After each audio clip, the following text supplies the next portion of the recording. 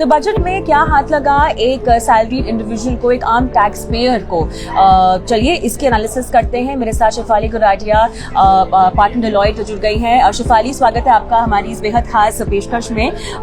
तो बहुत सारी रियायतों की उम्मीदें थी, उन रियायतों को ना देते हुए जो नई टैक्स व्यवस्था है उसमें बहुत सारे बदलाव किए गए हैं, उसको और लचीला बनाया गया है और इंटरेस्टिंग बनाया गया है ताकि ज्यादा से ज्यादा लोग उसमें दिलचस्पी दिखाएं। और अब अगर आप दिलचस्पी नहीं भी दिखाएंगे तभी बाय डिफॉल्ट आपको दिखानी पड़ जाएगी।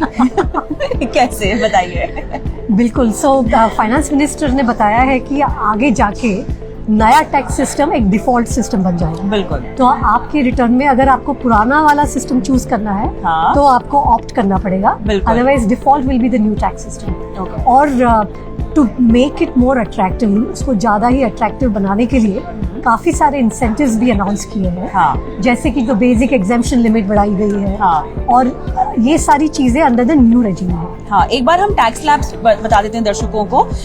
तो 3 लाख तक तो आपको बिल्कुल नहीं लगेगा, है ना? 3 से 6 में 5 लाख। यस, अब 5%, सॉरी, हाँ 5%। और 6 से 9 लाख में आपको लगेगा 10%, 9 से 12 लाख में 15%, 12 से 15 में 20% और 15 के ऊपर 30%, है ना? तो ये मेरे ख्याल से कम किए हैं ना शेफाली इन्होंने टैक्स स्लैब। द रेट्स भी, हाँ, वो भी रैशनलाइज हो गए हैं। ओके। लेकिन मोर इम्पोर्टेंटली जो अल्ट्रा रिच इंडिविजुअल्स हैं, हाँ, उनके सरचार्ज में भी कमी कर दी है। ओके। तो आगे जाके मतलब वो भी अभी काफी रीजनेबल हो गया है। 25% के आसपास किया गया है। हाँ, 25%। हाँ। लेकिन जो 37% हुआ करता था उससे 25% हो गया। Okay. So overall effective rate अभी काफी लो हो गया है। हाँ। और all of this is under the new regime. Okay. तो इसीलिए न्यू रेजिम अभी अडॉप्ट करना काफी अट्रैक्टिव हो। और लीव एनकैशमेंट्स, उसमें भी कुछ बढ़ोतरी हुई है सैलरी और पेंशन। वो अभी तक देखा नहीं, अभी वो फाइनेंस बिल अभी, हाँ, फाइनेंस बिल देखेंगे तो उससे पता चलेगा कि और क्या क्या इंसेंटिव्स अनाउंस किए। बिल्कुल। तो लीव एनकैशमेंट्स में यहाँ पे इसको 3 से 25 लाख रुपए तक कर दिया गया है, लेकिन सारा डिडक्शन जो है नए टैक्स रेजिम में बढ़ाया गया है। हाँ। है ना? अगर आप तो उससे सैलरी क्लास को काफी राहत मिलेगी। हाँ।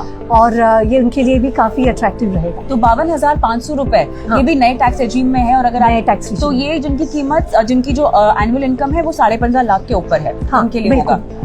तो मेरे ख्याल से यहाँ पे जो हमारी मांग थी शेफाली के, एक टैक्स पेयर को क्या चाहिए होता है कि हमारे हाथ में थोड़े से पैसे बचे ताकि हम खर्च करें और ज्यादा बचत करें, निवेश करें। तो वो मिलेगा नए टैक्स रेजिम में? बिल्कुल मिलेगा।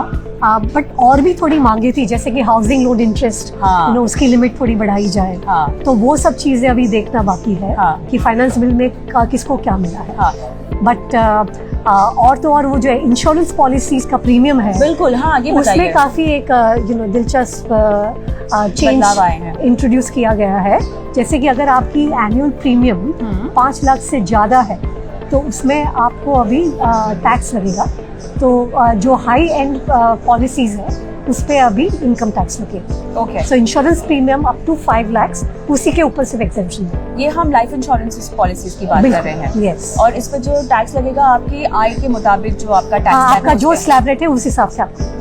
ओके। तो मेरे ख्याल से यहाँ पर तो फिर बहुत सारे लोगों के पास 5 लाख की एनुअल आपकी प्रीमियम पॉलिसी, प्रीमियम, हाँ।